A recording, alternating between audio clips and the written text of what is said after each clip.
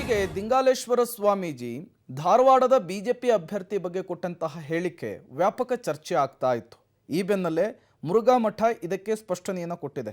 ನಮಗೂ ಇದಕ್ಕೂ ಯಾವುದೇ ರೀತಿಯ ಸಂಬಂಧ ಇಲ್ಲ ಅಂಥೇಳಿ ಮುರುಘಾ ಮಠದ ಮಲ್ಲಿಕಾರ್ಜುನ ಸ್ವಾಮೀಜಿ ಸ್ಪಷ್ಟನೆ ಕೊಟ್ಟಿದ್ದಾರೆ.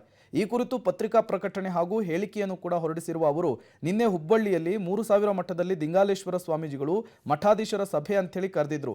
ಈ ವೇಳೆ ಪ್ರಹ್ಲಾದ್ ಜೋಶಿ ಬದಲಿಗೆ ಲಿಂಗಾಯತ ನಾಯಕರಿಗೆ ಟಿಕೆಟ್ ಕೊಡಬೇಕು ಅಂಥೇಳಿ ಅವರು ಹೇಳಿದರು. ಇದು ಅವರ ವೈಯಕ್ತಿಕ ಹೇಳಿಕೆಯ ಹೊರತು ಇದಕ್ಕೂ ಮಠಕ್ಕೂ ಯಾವುದೇ ರೀತಿಯ ಸಂಬಂಧ ಇಲ್ಲ ಅಂತ ತಿಳಿಸಿದ್ದಾರೆ.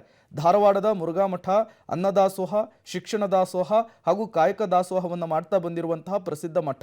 ಅಭ್ಯರ್ಥಿ ಘೋಷಣೆ ಮಾಡುವುದು ಆಯಾ ಪಕ್ಷದ ವರಿಷ್ಠರು ಮತ್ತು ಮುಖಂಡರಿಗೆ ಬಿಟ್ಟ ವಿಚಾರ. ಆದರೆ ದಿಂಗಾಲೇಶ್ವರ ಶ್ರೀಗಳು ಕೊಟ್ಟ ಹೇಳಿಕೆಗೂ ಮುರುಘಾ ಮಠಕ್ಕೂ ಯಾವುದೇ ರೀತಿಯ ಸಂಬಂಧ ಇಲ್ಲ ಅಂಥೇಳಿ ಡಾಕ್ಟರ್ ಮಲ್ಲಿಕಾರ್ಜುನ ಸ್ವಾಮೀಜಿಗಳು ಸ್ಪಷ್ಟನೆಯನ್ನು ಕೊಟ್ಟಿದ್ದಾರೆ. ಪಕ್ಷದ ಲೋಕಸಭಾ ಅಭ್ಯರ್ಥಿ ಪ್ರಹ್ಲಾದ್ ಜೋಶಿ ಅವರ ಕುರಿತು ಶ್ರೀ ಜಗದ್ಗುರು ಫಕೀರ ದಿಂಗಾಲೇಶ್ವರ ಸ್ವಾಮಿಗಳು ವಿವಾದಾಸ್ಪದ ವೈಯಕ್ತಿಕ ಹೇಳಿಕೆಗೂ ಧಾರವಾಡ ಪ್ರತಿಷ್ಠಿತ ಶ್ರೀ ಕ್ಷೇತ್ರ ಮುರುಘಾ ಮಠಕ್ಕೆ ಯಾವುದೇ ಸಂಬಂಧವಿಲ್ಲ ಹಾಗೂ ನಮಗೂ ಒಮ್ಮತವಿಲ್ಲವೆಂದು ಧಾರವಾಡ ಶ್ರೀ ಕ್ಷೇತ್ರ ಮುರುಘಾ ಮಠದ ಶ್ರೀ ಮಲ್ಲಿಕಾರ್ಜುನ ಮಹಾಸ್ವಾಮಿಗಳು ಅಧಿಕೃತ ಪ್ರಕಟಣೆ.